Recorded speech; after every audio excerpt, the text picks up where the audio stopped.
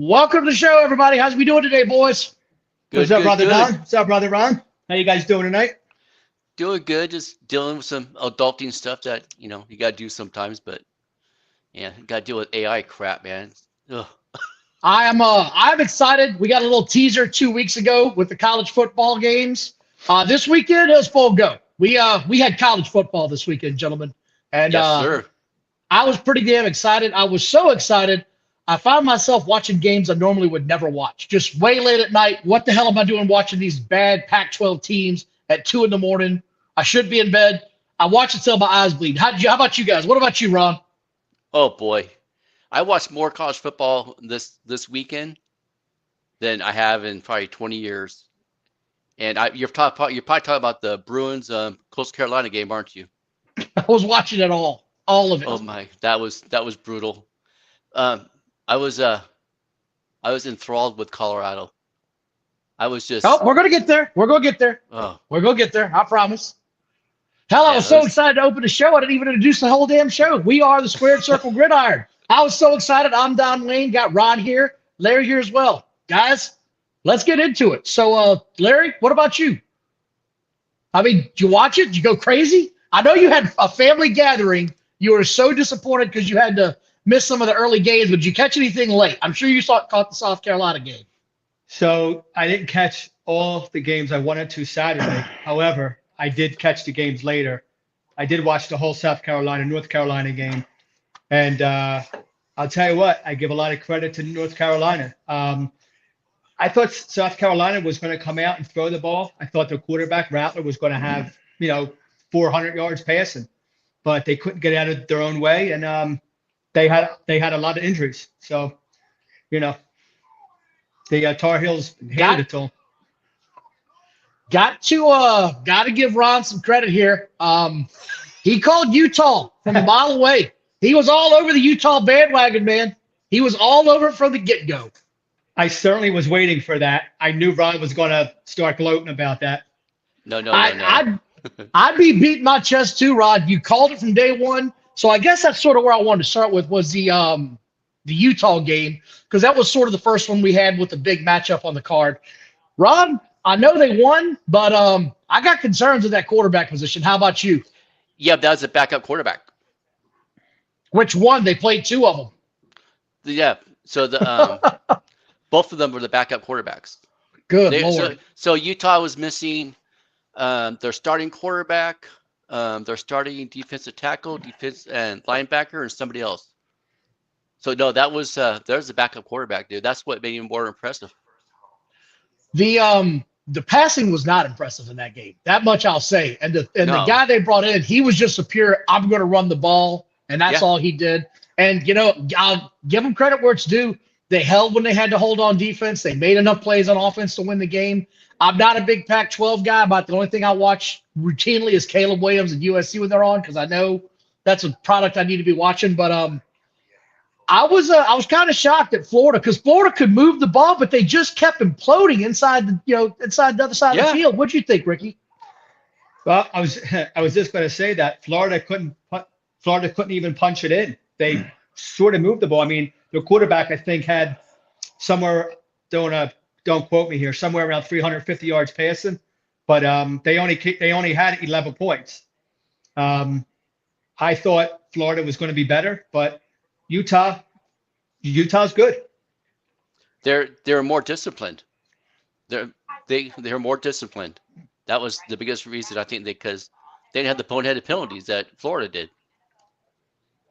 Well, we got people losing money on that game. Big Lou lost $40. Should have listened to Ron. And Listen to me. I kept saying Larry to open the show. My apologies, because Larry's That's been all on my right. mind this week. No, he's been on my mind this week. Our brother Larry, the diehard LSU fan. And I've been feeling for my boy this week because that was not good. I don't know how much you were able to watch of that game, but LSU came out and looked it. I don't know. Maybe it's me. The two, fourth downs that they went for early when they could have had an easy 3 points, that really seemed like it swung momentum. I put out a tweet earlier in the game when they were halfway through. I said it's 20. It should be 20-7 right now, and I think we've got a different ball game. Instead, it was only 14-7, and Florida State was able to come roaring back, and they made it look pretty simple in the fourth quarter when they really put it on them. So Yeah. it was tough to watch. I feel bad for LSU fans. They had a lot riding in that game, and we'll see how the season progresses, but it's definitely not the way you want to start the year. How did Florida State? What surprised me is when a team has that many penalties, especially in the first half, how they not lose? I mean, they cleaned it up in the second half, but in the first half, Florida State was just killing themselves with penalties. Well, it seemed like they scored in the second half. They scored 31 points. Yeah. Now, I didn't see the first half. I did see the second half, and Florida State was just pouring it on them. I mean, they scored 31 points. Again, I didn't see the first half, but it just seemed like LSU could not stop Florida at all. Yeah, and then they opened up the run game in the second half, which they weren't really doing the first half too. Yeah. Go ahead, Ricky. No, go ahead. Don, go ahead. No, what really got me though, like I said, was that first half. It was a different ball game in that first quarter. Those 2 fourth down stops completely swung momentum every way. If it's 20-7, I don't know that we're talking about Florida State winning that game, to be quite honest. But it's the first game of the season. Florida State proved to be one thing this weekend. They're real. They're real. Ricky, I got one for you now, buddy. So we're going to talk about these now. There were some major upsets. Ricky, I don't want to steal your thunder like last time. I don't want to steal your thunder, so I want you to tell me, what was your upset of the weekend? What did you not see coming that completely shocked you? Man, I'll tell you what. I mean, probably what we're going to touch on was the Colorado game. I didn't know anything about Colorado, especially with a ranked team like the Horned Frogs being ranked, 16, 17. I give Colorado a ton of credit. I mean, they came out and they scored 45 points. That might not be the upset of the week, but that to me was really what stood out. It's a pretty big upset. You'd be hard pressed to find a bigger one. That's one of the biggest upsets I think you're going to see in the year. Go ahead, Ron. I know you got something to say about it. Yeah, I just give it all to Coach Prime, man. The way he coached the team up. So interesting. I don't know if you guys heard the story. Dion was on Pat McAfee's show, and his son went to TCU for a camp, quarterback camp or something. And the coach just kind of pushed him aside, didn't pay no attention to him. And Dion told him, "You don't do that to kids." And so Schroeder had that in his head the whole time, that I'm going to get to this coordinator because what he did. They had 67 portal transfers. 67. Yeah, the most by far in the nation. Yeah, the next lowest was Texas State, who upset Baylor with 53. So I just think there's another team that was just well disciplined. They didn't shoot themselves in the foot, And man, Travis Hunter, my goodness, what a game! What an absolute game! That kid was everywhere. He had 11 receptions for 119 yards. They had 4 wide receivers over 100 yards. I mean, that's awesome. And the really pick he had. Did you see the pick he had? The pick he had was next level stuff. He read that thing a mile away. That was busted coverage. He came off of his man to cover that route. Thoroughly impressed.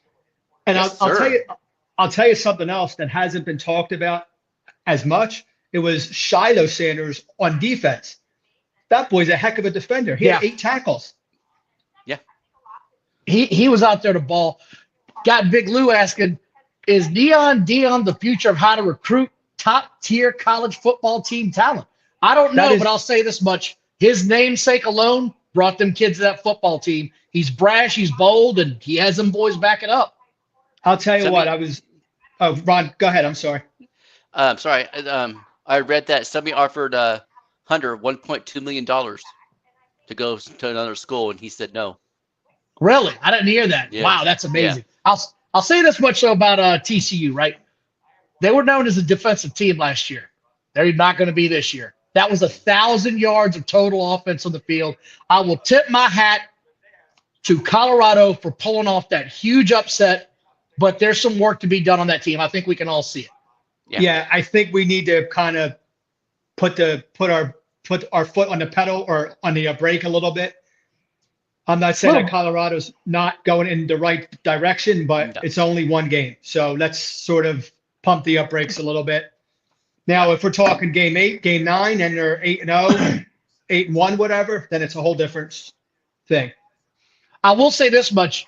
They've got my interest. I look forward to watching them now. Deion Sanders' kid can play football. He wasn't panicking. He wasn't freaking out. He was making the reads. He was distributing the ball like he should have. You know, once again, tip of the cap to Deion Sanders and that Colorado football team. Totally. Hell of a showing, hell of an outing. Totally. Ron, what was your upset special? What did you not see coming? Well, you know, I was just sitting there Monday night and, you know, watching Raw, then got over, and I turned on the Duke Clemson game. I did not see Duke. I didn't see that coming. I don't think that was so much of a game. That was you guys ever seen Goodfellas? Of course. That was a pistol whipping scene in Goodfellas. They beat the hell out of Clemson. And Clemson somehow magically held on to the top 25 rankings. And I take a little bit of umbrage with that because that did not look like a top 25 football team out there. The only top 25 football team I saw out there was Duke. Duke looked like the more physical, faster team. I think that's total garbage that Clemson stayed in the top 25. Yeah. Clemson couldn't move the ball. They had 3 turnovers. I give credit to the Dukies for capitalizing on those turnovers. But I'll tell you what, Clemson did not look good. They just did not look good. Their offense was so vanilla. Now, maybe it was only one game, but I didn't see their quarterback or anyone out there that could say, wow, man, these guys, game 2, game 4. I don't know. Clemson just didn't have it. Yeah. So you guys took my two upsets of the week. I didn't know if you were going to go with Clemson or not. Clemson, to me, just dropped the ball. And the other part of this weekend that shocked me was the ACC against the SEC. Who saw that coming before the weekend started? Who said the ACC is going to beat both of the SEC teams and it's going to be some pretty handled winnings? It's going to be pretty big. It's not going to be some small, barely got by whoopings. FSU, they got the job done. North Carolina, and, I know Mayer's supposed to be a top pick possibly. Some of the throws he made out there, I don't know if he was under pressure or what happened, but that pick I saw, that one kind of got me worried. I was happy to see that. I will say the surprise to me of the weekend, if it could have been, was how slow some of the really top-ranked teams are right now to come out of the gates and really, put some points on the board, right? So I don't know if you got Georgia win by a lot, right? Won by a lot. Georgia came out and crushed them, but they were real slow in getting it going. And I understand now completely why Georgia has made this soft schedule. They have a whole bunch of new kids on this team. They've got to learn how to play football together. Don, I was going to ask you about that. Now, I saw I got like 4 or 5 games where I noticed these top-ranked teams opened up against cupcakes. Georgia, UT Martin. I mean, is that just to get them going, or was that just sort of that UT Martin wanted to put themselves on the college map? So I don't understand how your first game you play these cupcakes. Go ahead, Rob. Go ahead. They get paid. Like I think Colorado got paid $375,000 to play TCU. Wow. That's why you see in these cupcake games, because they'll get paid and that money goes to athletic department. I kind of figured that. Yeah. I mean, if you look at the game, even like Oklahoma, they played Arkansas State. They laid a 73 burger on them. I mean, Ole Miss played Mercer 73-7. I just don't know what these smaller schools think. Is it just because they're getting paid and they're like, look, whether you're a Mercer or Buffalo or Arkansas State, hey, we'll take the 400, 500,000, even if we get beat 82-0. It's a good payday for the schools. It keeps them going. It helps them out a lot. But if you're like Alabama, right? Alabama did the same thing. Both these teams, Georgia and Alabama, both scheduled some smaller schools because they're trying to build a team chemistry right now. And Alabama doesn't have a lot of time. We're going to get that in a minute. But they need to build the chemistry. They've got to have the gelling. They've got to have all of that going on, right? So The only way you're going to actually get this, if you can get a team that you can sort of push around and sort of figure out, what's going to work, what are we as a team. Georgia had didn't have a single guy rush more than 10 times in the football game. Georgia didn't have a single running back carry the ball more than 10 times. That's very un-Georgia-like. They didn't throw the ball a whole lot, and they still routed them. So it's one of those things that you watch for in college football is, are you gelling? Alabama, the same thing. They had one running back carry the ball for more than 10 times. One. I mean, that's very un-Alabama-like, So that's sort of what I took away from it with those smaller teams. The one thing that I will say this shocked me, literally shocked me. Tennessee's fast, boys. Tennessee's fast everywhere. They're fast on the front four on the defensive line. They're fast at wide receiver. They're fast at running back. That team is loaded with speed. I didn't really know what to expect out of Tennessee this year. New quarterback, new wideouts, new everything. That's a fast-ass football team. The quarterback underthrew his receivers routinely in that football game because he was afraid he was going to outthrow them, and they had to stop on the ball. I was really shocked by what I saw out of Tennessee. Did you guys catch that at all? Rod, did you see it? No, I did not see the Tennessee game. Damn. I didn't either. No. Yeah, they manhandled Virginia to the point that they really did beat them up pretty good. It was sad to watch Virginia get beat like that. The quarterback might have gotten hurt. I'm not sure what his injury status is, but he was limping around pretty good. So that was sort of my takeaways from the first week of college football. Ricky, you got anything else you want to say about Can week you see one? Can you see Tennessee getting in the top 6? Absolutely. Well, they came out the rankings and the top 10 didn't really move. But I think Tennessee's a top 4 team right now for week one. Top 4, top 6, Yeah. top 4, okay. I think they're up there. I think Florida State's pretty close as well. I don't think Georgia should be number 1 right now. And I know that's blasphemous and you shouldn't say that because they lost. They didn't look like the number 1 team in the nation. And if we're going to be honest, let's be honest. Tennessee didn't look like the number 1 team in the nation. I mean, Georgia didn't look like the number 1 team in the nation. Georgia. Yeah. Tennessee looked faster than Georgia. Georgia's got a gel. Come week 9, it might be different. But right now, from what I saw, and I'm wearing the Georgia shirt. They didn't look like the best team in the nation to me this weekend. Ron, did you have something to say? No, I see Georgia. I just saw the Utah, Colorado. Those are the only games I saw. So Can't believe you didn't see USC. They were hanging some points up, man. They hung. And here was the thing about USC. You're a homegrown team. Did you see? See if I can find the stat line. Do you see how many times Caleb Williams threw the ball? No, it wasn't on TV. He threw it a total of 25 times, connected 18 passes for 278 yards and 4 touchdowns. He needed 18 passes for 4 touchdowns and almost 300 yards. That kid's special. And I saw earlier this week where he said he may not be coming out of college. I was like, oh, Arizona just had a heart attack.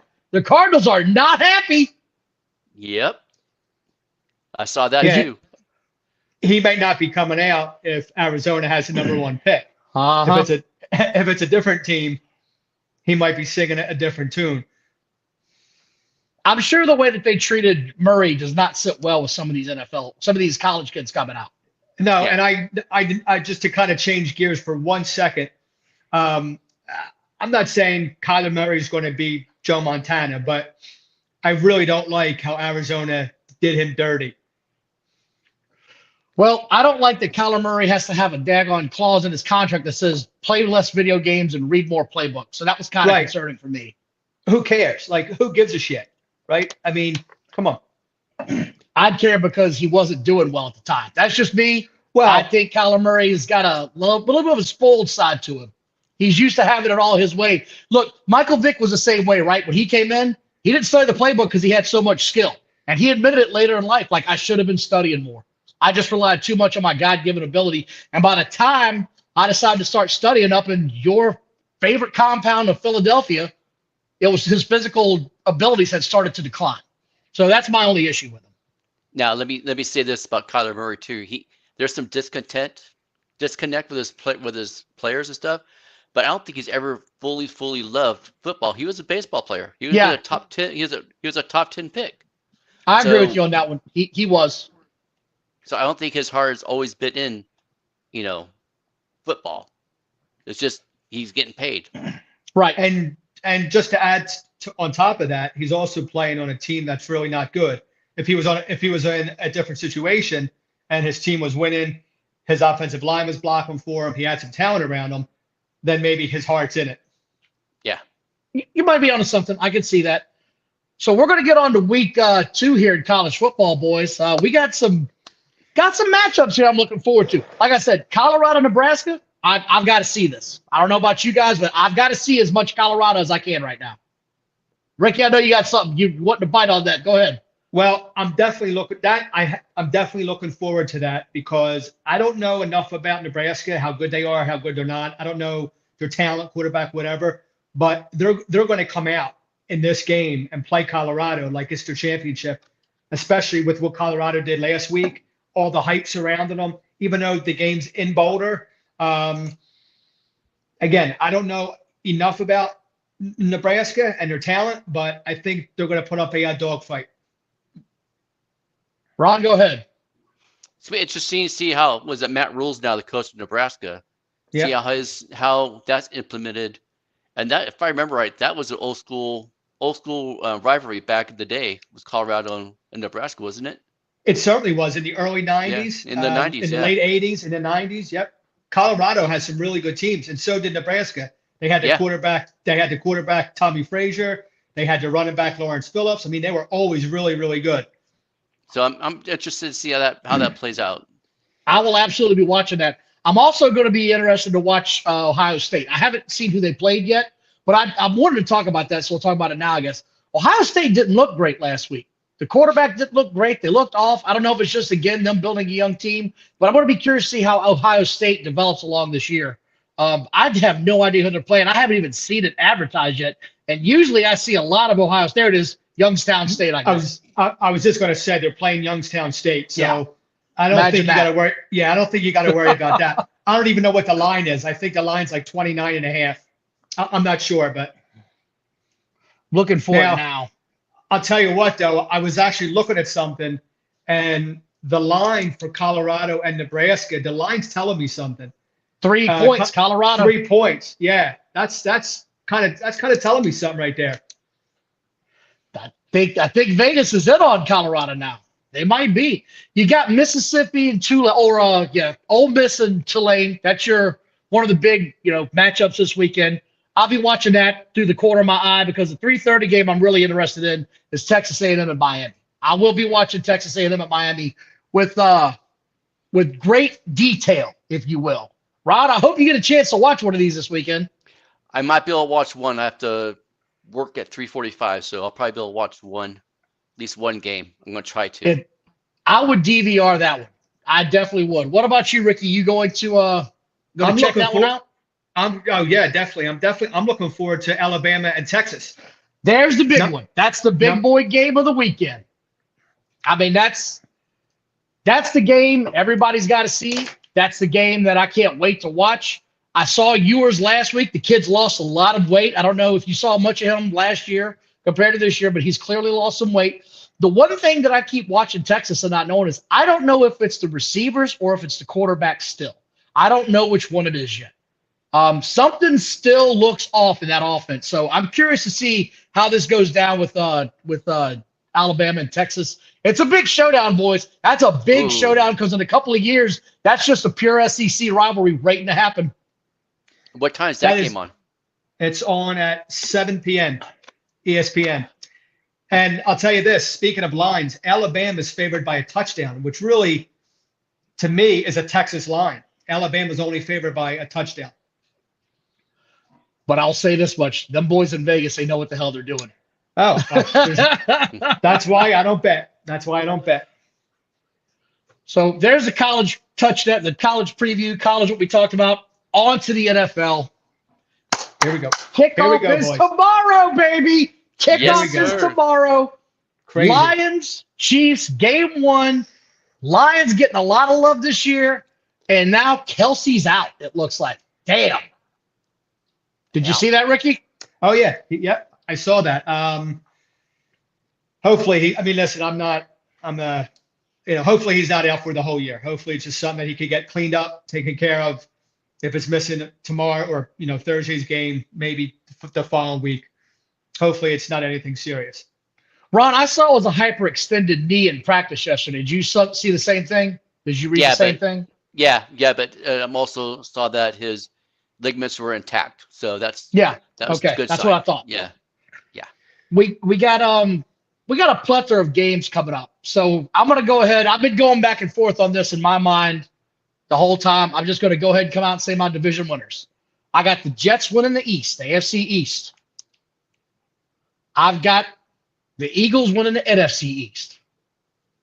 I got the Saints winning the NFC South. I've got the Jaguars winning the AFC South.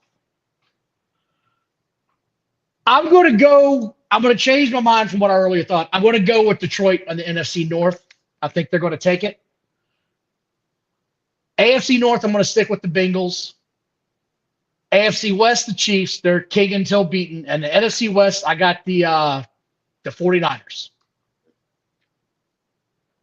You guys got similar thoughts? What do you got there, Ron, for your division winners? Got Buffalo for East. You're sticking with them, huh? Yeah. Do you have concerns with Buffalo on that defense? Because I do. I've got serious concerns with that Buffalo defense myself. I can't have concerns until I see him. You know what I mean? What's on paper and stuff, and you can't go off preseason. I think they'll be fine. I'm just going by the fact that Von Miller's out for the first 4 games at least, and that is their pass rush. Let's be honest. They have tried to address the pass rush of the draft for the last several years, and they still haven't fixed it. I mean, they still got that issue. They still don't have a dominant pass rusher that was home drafted. True. Okay, so you got the Bills. Who else you got? What do you got in the NFC East? In NFC East, I have the Cowboys. Oh, Ricky. Oh, here we go. Got the Cowboys. AFC North, I have the Steelers. Oh. NFC North, I have the Lions. In the AFC South, I have the Jaguars. AFC South, the Saints. And in the NFC West, I have the Niners because Seattle Seahawks ain't going to do shit this year. Period. You don't think so, huh? No. And and I'm sure you got the Chiefs, right? You said no, Chargers. Really? Okay. Yeah. All right, Ricky, let me have it. So the NFC East, I'm going with my Eagles. Although I'll tell you what, I think it's going to be close. I think the Eagles go 12-5. I think the Cowboys go 11-6. I think it's going to be close, but I think the Eagles end up taking it. Up in the NFC North, I'm going to go out on a limb here. I think the Chicago Bears take it. Okay. NFC South, I'm going to go Atlanta Falcons. I really like their young team. I don't know if they have their quarterback situation isn't awesome, but I think the Falcons take that. Out in the West, I think the San Francisco Niners take it. Going up to the AFC East, I like the Buffalo Bills as well. The AFC North, I think the Ravens have a turnaround, so I think they end up taking the North. The AFC South, I'm going to go with the Jacksonville Jaguars, and the AFC West, I'm going to stay with the Kansas City Chiefs. Yep, king until beaten. I get that. That's king until beaten. That's impressive. In my Super Bowl, here it is. As of now, without injuries, Niners versus the Jets. That's where I'm going. Ooh. I am high on the Jets. I'm super high on the Jets. I am writing that down right now. Go ahead. I'm super high on the Jets, man. I'd love what I'm seeing out of that team. By week 9 or 10, they're going to have their running back. Hall is going to be out there. They'll have a dual-headed monster to help them up with the show up the pass rush. I think they got enough time to maybe make a trade during the season when one of these teams is out of the running and get themselves some linemen. That's just my thought. I know it's early to take the Super Bowl pick, but that's where I'm going with. Well, listen, so we've got. I'll tell you what, though. I actually like your Niners pick. I'm probably going to get a lot of Philly hate for this, but I don't think the Eagles make it back to the Super Bowl. I think it's tough to get back when you've lost. It's really hard to get back when you've lost, man. And there's only been a few teams that did it and it didn't end well for them. I mean, take a look at the Bills. I mean, that's the prime example. I mean, it got worse every year. It's very hard to do. Yeah, it's very hard to do. There's a few games this weekend. Obviously, you guys are going to be watching. Is there a game that's not being broadcast as a big game it's not being broadcast as a big game that you're really looking forward to watching this weekend? Because I've got one. I can't wait to watch Tennessee play New Orleans. I can't wait to watch that game, and I don't know why. There's so much intrigue about the Saints this year with Derek Carr coming on board. Chris Olave is now officially a #1 wide receiver in the NFL. They got Michael Thomas coming back. Nobody's seen that guy in 2 years. You have no idea what that guy looks like. What's a running game going to look like? Is the defense still worth a damn in New Orleans? Tennessee, on the other hand, is Tannehill officially done? Is there somebody breathing down his back? Can the running back stay healthy again? Is their offensive line worth a damn this year after all that turnover? I've got so many question marks about that one singular game as the only game, I'm going to watch my Broncos, don't get me wrong. But that game's got me intrigued. What about you, Ron? Is there anything you can't wait to watch? It's going to be a homer answer, but I'm kind of intrigued to see the Rams and Seahawks game, just because to see the young defensive backs, see what direction the offense is going to go, especially with Cup being out. There's so many ifs on that team that I just need some answers. All right, Ricky, what you got? Well, I'll tell you what. I'm looking forward to seeing San Fran. I want to see how Purdy plays coming back from his injury.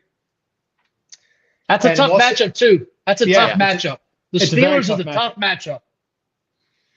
I guess it's really kind of sticking on that theme. I want to see how some of these young quarterbacks, the kid out of Green Bay, how's he do? Love. Yeah. He's playing Chicago. So, Dallas playing the Giants. I think there's going to be some good matchups. So I went ahead and I made a little bet here. The little $10 bet, little gambling action, if you will. I give myself $10 a stipend every week, lay it on the line, nothing big. And I'll tell you guys what I took because I'm looking at it now. I laid 3.5 with Denver against Vegas. I'm taking the Broncos at home. I laid the 4 points on the Eagles and took them on the road against the Patriots. I just like that matchup. I got no faith in the Patriots offense. And I got 2.5 points in the Jets and the Bills, and I took the Jets. You love the Jets this year, don't you? I'm in on the Jets right now, man. Look, I think Wilson's about to blow up. If you got him in fantasy, you might have gotten yourself a fantasy football league winner for the year. He's going to be huge. Well, speaking of fantasy, so we had our draft last week, and I remember we talked about Chris Olave on the Saints. Uh-huh. Well, I didn't take him in the first round. I ended up taking Tyreek Hill, but as I came back down, I took someone else. I ended up getting Olave in the third round. So I was very happy. Did you really? Yeah. All right. That's a great pick. I was very happy with that. That's a great pick. Ron, you play fantasy, you said? Yeah. So I have a ESPN Keepers League. I try to switch to Dynasty, but ESPN doesn't do Dynasty, so we made a 20 Keepers League. And so I had 11 draft picks. So my first 5 draft picks were Bijan Robinson, Gibbs, Flowers, Addison, and Richardson. Okay. I had my draft Monday night, and McCaffrey went first off the board in a half-point PPR league, and everybody lost their shit. Yeah. And all I said was, I don't care now. It's either Jefferson or Chase, and I'm in the money either way. Yeah. That's all I want. I ended up with Chase in the first round. I got no complaints out of that. I got your boy Brown in the second round, and I got ETN coming back around the way on the third round. So I said, okay, here we go. I think I'm going to have a pretty good year. Yeah. I'm looking forward to the NFL this weekend, boys. I'm looking forward to college this weekend. I'm excited about all this stuff. Is there anything else you guys want to say? Anything on your mind football-wise that's just eating at you? Yeah, let me talk on this real quick. What in the world is Mick Douchebag doing with the Raiders? Lock it out. You saw that, huh? Locked him out. He went off and said Patrick Graham's my and then he's not with the team today. Ron, go ahead and tell everybody what happened, because a lot of people might not know about this story. He went. He being who? Oh, jeez, I'm having a brain fart. Chandler Jones, wasn't it? Yeah, Chandler Jones. Yeah, Jones. Yeah. He went to use the gym and was locked out. So he went to text at the Raiders facility. At the Raiders facility. At the Raiders facility, he went to call the GM and the coach, and they weren't answering. He texted, and they didn't respond. And so I don't know what's going on there, but he'll be gone within the first 4 weeks. I'll say this much. So did you see he shouted out to Josh Jacobs in this whole thing about something. I didn't catch what that was all about, but it was something about no wonder you don't want to be here. I don't remember what he said, but it was essentially saying this is why Josh Jacobs is holding out, because you guys pull this kind of amateur hour bullshit. Yeah, it's trash. It's trash. They're gonna go 4-13. They're gonna get manhandled by the Broncos this week. Yeah. Woo! Ouch. It's the truth. It's just so disheartening, man. I don't know. It's very Raider-esque. I don't know what his deal is. I mean, he's done with he got pissed off at Carr last year because Carr called him out. He got pissed off at Waller because he didn't get invited to his wedding, and then his wife said something. Well, is he a kid and trying to be a coach? It's just stupid. Just stupid. So that's my rant. It's a good one to pick, man. I saw that, was kind of shocked. I'm actually clicking on it now, just trying to get bits and pieces of it. Such a weird story. Yeah. It is, isn't it? It's just bizarre. It's very bizarre. He went to the workout thing. He's texting the GM, and that's bizarre. I mean, that's like. Yeah. And can't get a hold of nobody. Can't get a hold of any of them. Like, this is your star off-season acquisition that you just paid millions of dollars to, and you're going to ignore him out there? I mean, thank God I'm a Broncos fan. We got our own problems to deal with. That's all I got this week, guys. You got anything else, Ricky? No, I think we covered a lot of things. Nope. All right, gentlemen. I'll see you next week. I appreciate it.